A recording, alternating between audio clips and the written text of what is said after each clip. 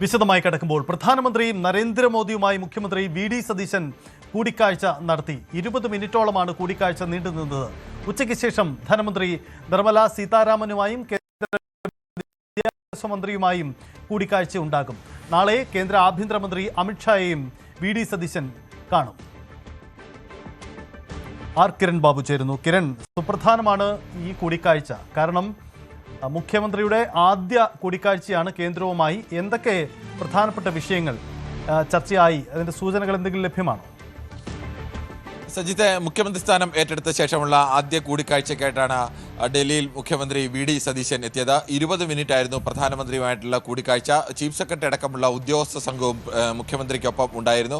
കേരളത്തിന്റെ സുപ്രധാനമായ വികസന പദ്ധതി, ഇത് കെർട്ടസി ഒരു വിസിറ്റ് മാത്രമാണെങ്കിൽ പോലും കേരളത്തിന്റെ സുപ്രധാനമായ വികസന പദ്ധതികൾ സംബന്ധിച്ച ചില റിപ്പോർട്ടുകളൊക്കെ പ്രധാനമന്ത്രിക്ക് മുന്നിൽ സമർപ്പിക്കാനും അദ്ദേഹത്തിന് മുന്നിൽ അവതരിപ്പിക്കാനുമുള്ള സാധ്യതയുണ്ട്. പക്ഷേ ഇത് സംബന്ധിച്ച ഒരു ഔദ്യോഗിക വിശദീകരണം മുഖ്യമന്ത്രിയുടെ ഭാഗത്തു നിന്ന് ഇതുവരെയും ഉണ്ടായിട്ടില്ല.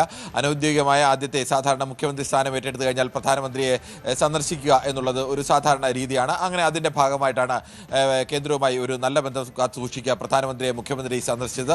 ഉദ്യോഗസ്ഥ സംഘം ഒപ്പം ഉണ്ടായിരുന്നതുകൊണ്ട് തന്നെ പ്രധാനപ്പെട്ട വിഷയങ്ങളടക്കം, അത് കേരളത്തിൻ്റെ മെട്രോ വികസനമായാലും ഒരു തുറമുഖ സംസ്ഥാനമാക്കി കേരളത്തെ മാറ്റുക, അതോടൊപ്പം തന്നെ ഏറ്റവും കൂടുതൽ എയർ സ്ട്രിപ്പുകളുള്ള സംസ്ഥാനമാക്കി കേരളത്തെ മാറ്റുക, അത്തരം കേരളത്തിന് ഒരു എയിംസ് തുടങ്ങിയ വികസന പദ്ധതികൾ, ഇത്തരം പദ്ധതികളുടെ പ്രാഥമികമായ ചില രൂപങ്ങളോ അല്ലെങ്കിൽ ചർച്ചകളോ അതിൽ ഉണ്ടാവാൻ സാധ്യതയുണ്ട് എന്നാണ് നമ്മൾ പ്രതീക്ഷിക്കുന്നത്.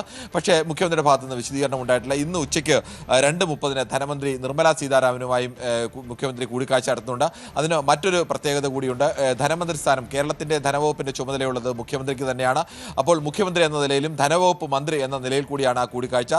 GST അടക്കം കേന്ദ്രവുമായി ബന്ധപ്പെട്ട വിവിധ തർക്കങ്ങളും ഒക്കെയുണ്ട്. ഒരു പുതിയ സർക്കാരാണ്. ആ സർക്കാരിൽ പരമാവധി കേരളത്തിന്റെ ആനുകൂല്യങ്ങൾ നേടിയെടുക്കുക, കേരളത്തിന് അർഹതപ്പെട്ട അവകാശങ്ങൾ പരമാവധി നേടിയെടുക്കുക, അത്തരം ഒരു നല്ല ബന്ധത്തിലേക്ക് കേരളവുമായി കൊണ്ടുപോവുക എന്നുള്ള ഒരു ഉദ്ദേശം കൂടി ഈ ചർച്ചയ്ക്ക് ഉണ്ടാവണം. ധനമന്ത്രിയുടെ വീട്ടിൽ വെച്ചാണ് ഇന്ന് ഇത്തരം ഒരു കൂടിക്കാഴ്ച നടത്തുന്നത്. നാളെ കേന്ദ്ര ആഭ്യന്തരമന്ത്രി അമിത്ഷായുമായും കേന്ദ്ര മാനവവിഭവശേഷി മന്ത്രി ധർമ്മേന്ദ്ര പ്രധാനുമായും മുഖ്യമന്ത്രിയും സംഘവും കൂടിക്കാഴ്ച നടത്തുന്നുണ്ട്.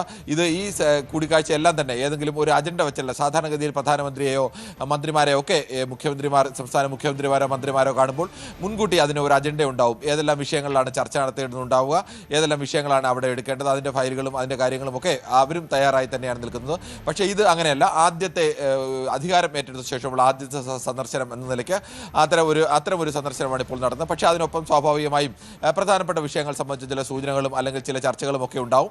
പിന്നീടാവും ഇത് സംബന്ധിച്ച് വിശദമായ ചർച്ചകൾ എപ്പോൾ വേണം, അല്ലെങ്കിൽ ആരുമായിട്ടൊക്കെയാണ് ചർച്ച നടത്തേണ്ടത്, ഏതെല്ലാം മന്ത്രിമാരുമായിട്ടാണ് ചർച്ച നടത്തേണ്ടത്, അത് എപ്പോഴാണ് നടത്തേണ്ടത്, അതിൻ്റെ തീയതികളും ഒക്കെ പിന്നീട് നിശ്ചയിക്കപ്പെടും. അതിനുള്ളൊരു മുന്നൊരുക്കം എന്ന നിലയിൽ കൂടിയാണ് ഇതിന് ശേഷം സാധാരണഗതിയിൽ മുഖ്യമന്ത്രിമാർ വാർത്താ സമ്മേളനം നടത്തി എന്താണ് ഈ ചർച്ചയുടെ ഫലം, എങ്ങനെയായിരുന്നു ഈ കൂടിക്കാഴ്ച എന്ന സംബന്ധിച്ച് വിശദീകരിക്കാറുണ്ട്. അത്തരം ഒരു വിശദീകരണം മുഖ്യമന്ത്രി വി.ഡി. സതീശനിൽ നിന്നും ഇന്ന് ഉണ്ടാവും എന്നും പ്രതീക്ഷിക്കുന്നു.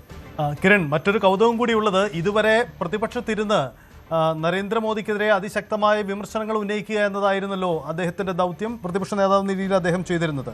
ഇനി മുഖ്യമന്ത്രി എന്ന രീതിയിൽ സ്വാഭാവികമായും കേന്ദ്രവുമായി ഒരു ആരോഗ്യപരമായ ബന്ധം നിലനിർത്തുക എന്നൊരു വെല്ലുവിളി കൂടിയുണ്ട്. നമുക്കറിയാം, രാഷ്ട്രീയമായി പോരടിക്കുമ്പോഴും ആരോഗ്യപരമായ ബന്ധം വേണം, കേന്ദ്ര സംസ്ഥാന ബന്ധം. അപ്പോൾ വി.ഡി. സതീശനെ സംബന്ധിച്ചും ഇതൊരു പുതിയ തുടക്കം, അങ്ങനെ കൂടിയില്ലേ?